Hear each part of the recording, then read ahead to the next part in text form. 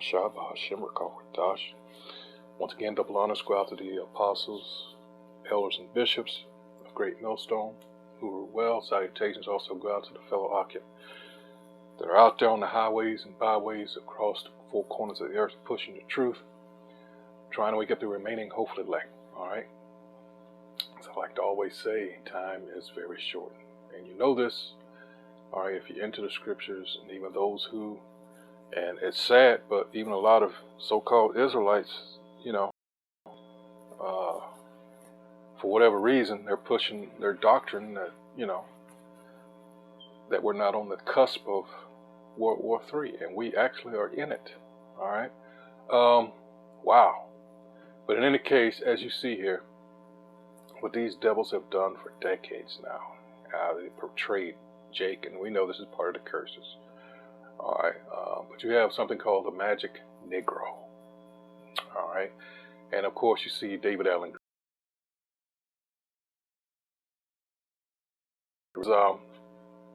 People are shocked by the content and can't believe the movie was actually made.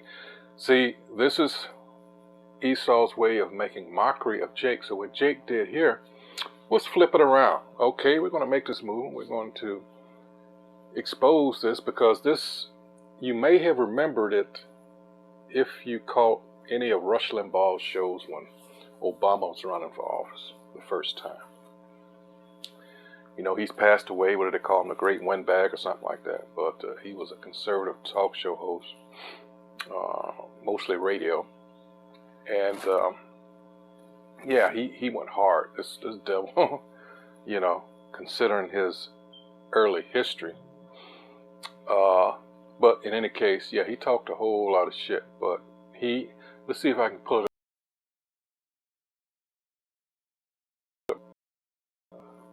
on his show, and I remember watching it. Watch this shit. Rush Limbaugh is coming under criticism for airing a song about Democratic presidential hopeful Barack Obama called Barack the Magic Negro. The song is played on Limbaugh's program in recent weeks.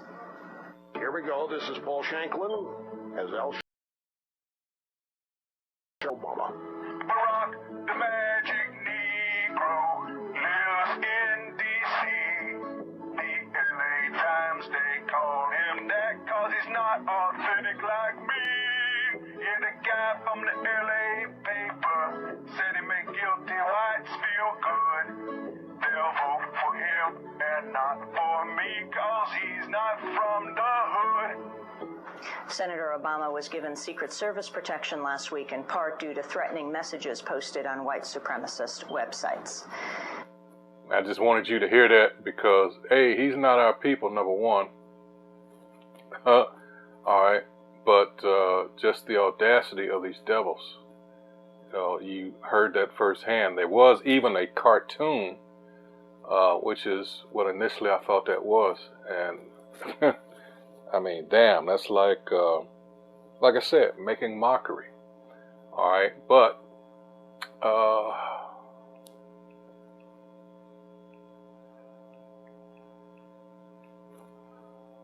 here we go.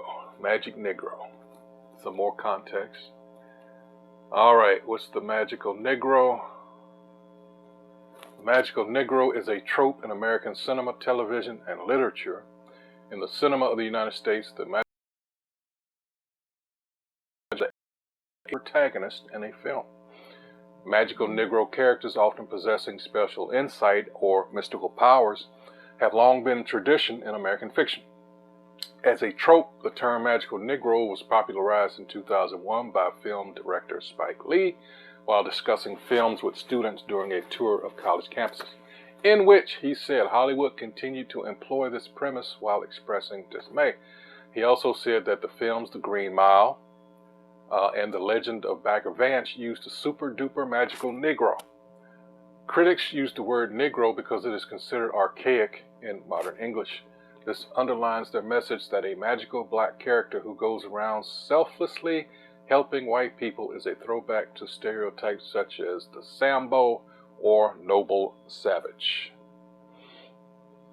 All right, let's see. Usage, fiction or film. All right.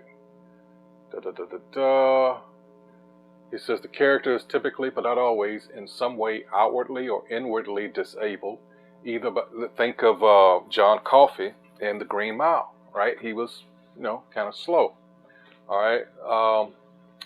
It says the Negro is often a janitor or prisoner. The character often has no past, but simply appears one day to help the white protagonist. They usually have some sort of magical power, rather vaguely defined, but not the sort of thing one typically encounters. The character is patient and wise, often dispensing various words of wisdom, and is closer to the earth. The character will also do almost anything, including sacrificing themselves to save the white protagonist, as exemplified in The Defiant Ones. And that's the caption here, in which Sidney Poitier plays the prototypical magic Negro. Also, another one he did, 1970, I'm talking about Sidney Poitier, it's called Brother John. I encourage you to view that. I ain't gonna. All right.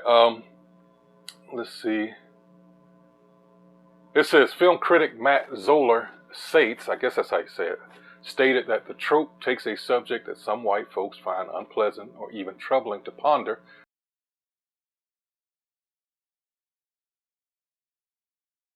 in a country that 50 years after the start of the modern civil rights struggle is still run by and mostly for whites, and turns it into a source of gentle reassurance. All right, and it goes on, say blah, blah, blah, blah, blah, and it gets back to Spike Lee. It says racism historians Francesco Bethencourt and John Boosterin trace the trope to late 15th century and early 16th century. I can't pronounce that. Comedias de Negros, in their depiction of black savior soldiers. So this goes back late 15th century. Wow, we're talking about over 500 years now. It says savior soldiers who reinforce the stereotype of the supposed greater physical strength of so-called Africans. All right, and there, see, they keep putting Africans there. Not everybody that's dark-skinned is an African, but they want you to keep that so you can't separate those that were Israelites from actually Hamites. So you got Shemites, Israelites, and Hamites, which are what they call now Africans. All right, two different peoples, two different bloodlines. All right.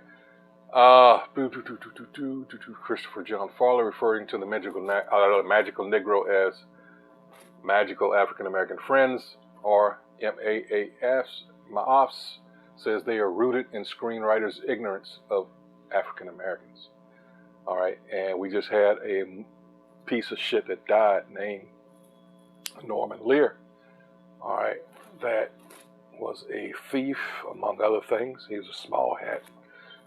He even stole from the guy that was his supposed partner all those years. And his family is the one that brought this up. What was his name? Well, why am I doing that? Let's get, let's see. These people are savages. They are the savages. All right. Norman. Oh, why did I put that there? Norman Lear. Who is this? I was just watching this. I can't believe. Yeah, this motherfucker just passed away December 5th, earlier this month. What was his partner's name? It's right on the tip of my tongue. God dang it. Let's see. Early life and education, career. All right, let's see.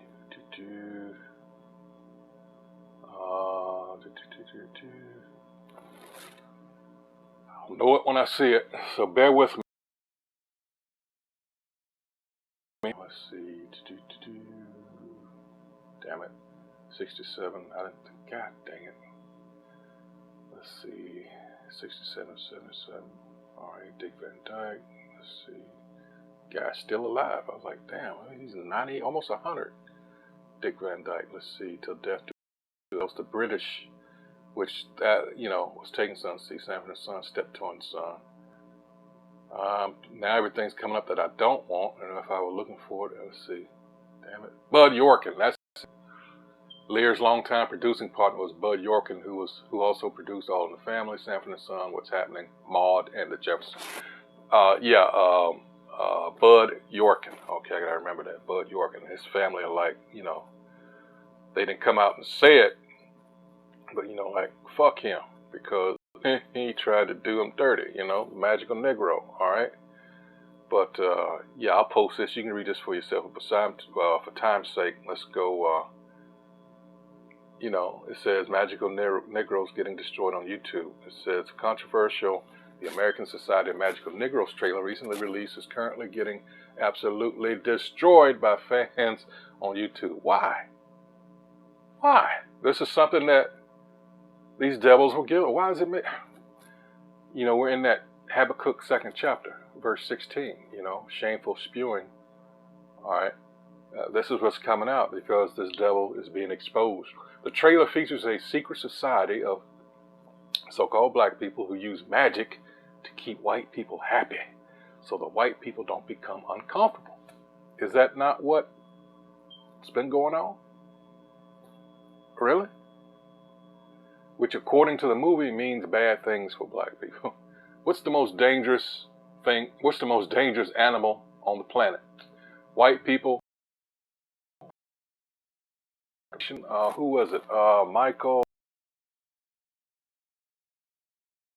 Oh, I can't remember. Good Lord. Hold on. What is? That made a lot of them uncomfortable. I'm trying to remember the name of it. Damn it. We showed a brief history of America. Let's see if I can pull it up. You don't think? Hold on. Let's see. I know you all remember this. A brief history. Let's see.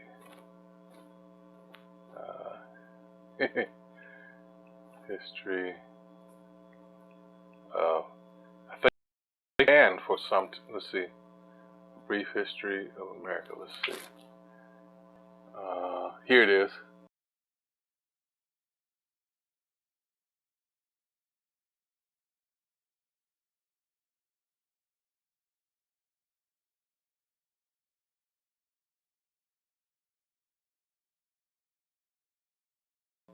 Which is a lot. Boat and sail to the new world where they wouldn't have to be scared ever again. Oh, I'm so relaxed. I feel so much safer. But as soon as they arrived, they were greeted by savages, and they got scared all over again.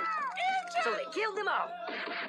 Now, you'd think wiping out a race of people would calm them down, but no. Instead, they started getting frightened of each other. Which... the British, so they could be free. And it worked, but they still didn't feel safe. So they passed a Second Amendment which said every white man could keep his gun. I loves my gun, loves my gun. Which brings us to the genius idea of slavery. You see, boys and girls, the white people back then were also afraid of doing any work. Sipping mint juleps. Kidnapped thousands of black people, brought them back to America, and forced them to work very hard for no money. And I don't mean no money like I work at Walmart and make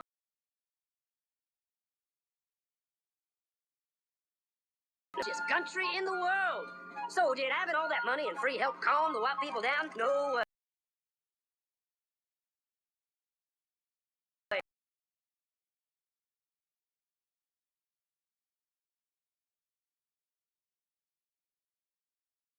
And when white people heard of this, they were freaking out and going, I want to live. Don't kill me, big black man. Well, just in the nick of time came Samuel Coe, who 26 invented the first weapon ever that could be fired over and over without having to reload. The Southern whites were like, yeah! But it was too late. The North soon won the Civil War and the slaves were freed. Yep, they were free now to go chop all the old masters' heads off. And everybody was like, oh no, we're going took no revenge. They just wanted to live in peace. But you couldn't convince the white people of this. So they formed the Ku Klux Klan. And in 1871, the same year the Klan became an illegal, was founded, the National Rifle Association. Soon politicians passed one of the first gun laws, making it illegal for any black person to own one. It was a great year for America, the KKK and the NRA. Of course, they had nothing to do with each other, and this was just a coincidence. One group legally promoted responsible gun ownership, and the other group shot and lynched black people. And that's the way it was all the way to 1955, when a black woman broke the law by refusing to move to the back of the bus. White people just couldn't believe her. Well, I won't say no. What's going on? Man, all hell broke loose. Black people everywhere started demanding their rights, and white people had a major freaky feel meltdown, and they were all like, run away! Run away! And they did. They all ran fleeing to the suburbs where it was all white and safe and clean. And they went out and bought 250 million guns and put locks on the doors, alarms in the houses, and gates around the neighborhoods. And finally, they were all safe and secure and snug as a bug.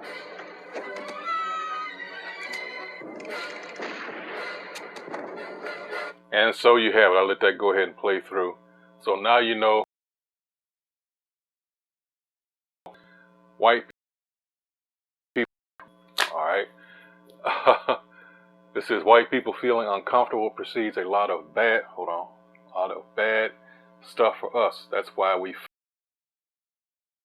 The happier they are, the safer we are. Now, briefly, I think was it my last video? No, one of my last videos, not the very last one. I went into when you go and look Wikipedia on the lynching, there used to be a section and on a topic of, especially in the South, when it came to economic hard times, guess who the first people they went after? All right, but I can't find that there. Now, maybe it's just me, but anyway, it's just the kicker, however, is that the new recruit to the American Society of Magical Negroes happens to fall in love with a white girl. Uh-oh. But his mission is to make a white guy happy. So if the white guy doesn't get the white girl, that will make the white guy unhappy, which will make him uncomfortable, which means bad things for black people. Now, again, really, who gives a fuck? All right, we're past that. Well, the point, like, who gives a shit? All right, because he's really going to be uncomfortable in these days to come.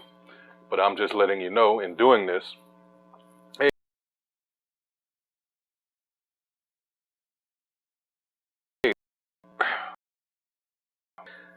some of the things you think that are so stupid that these people, them folks, believe, all right, but all to do is go, like Spike Lee was saying, you know, go to these old shows, my generation and before, and you'll see. I'm trying to find characters on my mind. Zippity doo dah, zippity. I think that was, what was it? Oh, crap. I can't remember the guy's name now. But in any case, it says disliked to oblivion. Per the amount of dislikes, people aren't happy at all with the content shown in the trailer, and the movie is receiving massive backlash. So on YouTube, the American Society of Magical Negroes trailer has been viewed over 6 million times. Wow. Though YouTube has disabled the dislike button, but they didn't take it down, the button can return with a browser extension such as the Return YouTube Dislike plugin. All right.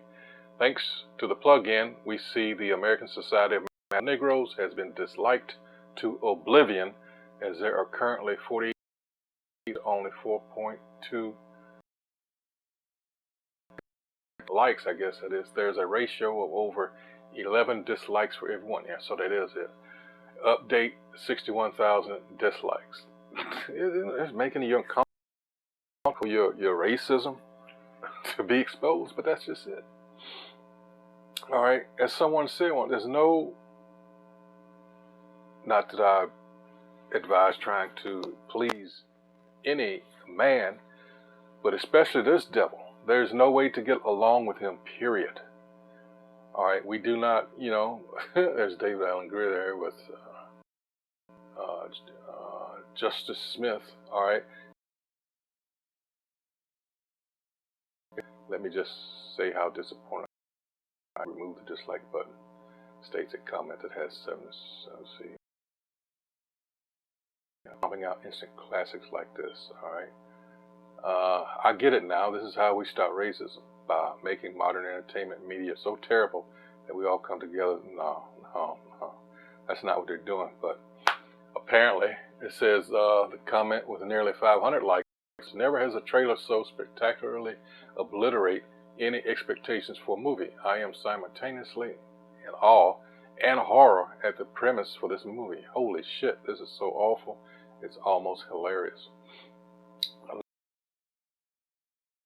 That was a pitch meeting where the filmmakers explained the premise and the producers actually said, sounds good, keep talking. Another, what truly baffles me is that any actor, white or black, decided this was morally fine for them to star in. It seems humiliating for everyone involved based on the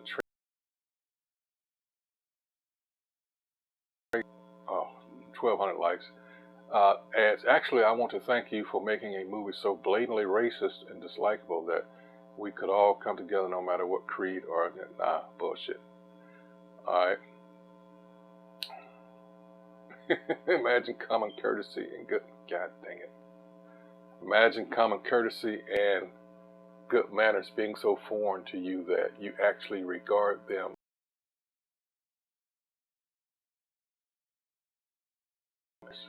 being so. So you know who this is. See? That's what I told you.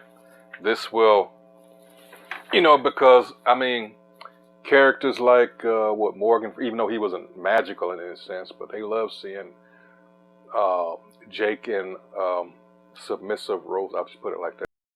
I was thinking of Driving Miss Daisy. Things of that nature. They love seeing Jake, downtrodden.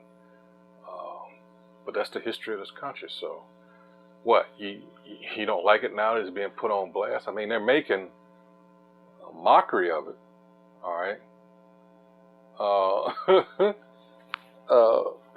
Damn.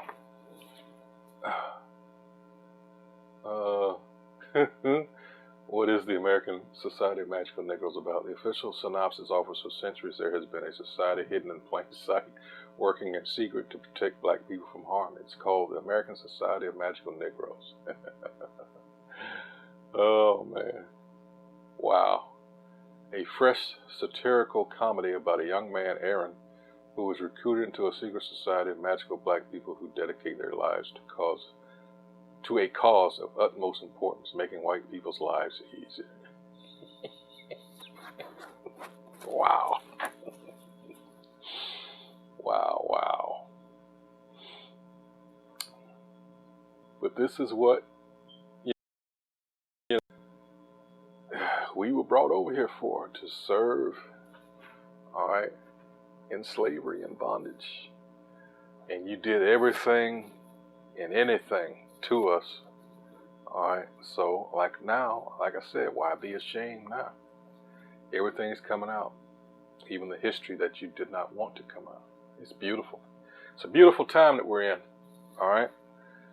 But, yeah, I just thought I'd bring this to your attention. Whatever you think of it, it's coming out. Just a heads up. I think it's hilarious because you're throwing this shit in their face. All right. Wow.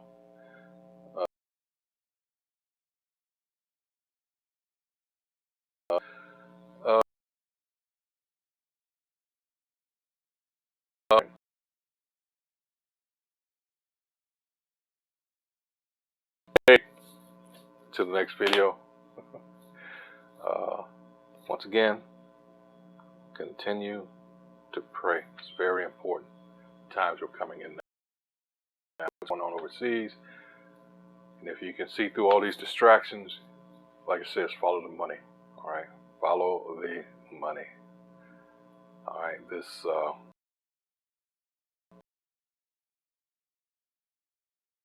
Hey, it's gonna get rough out here. Hey, so with that, until the next video.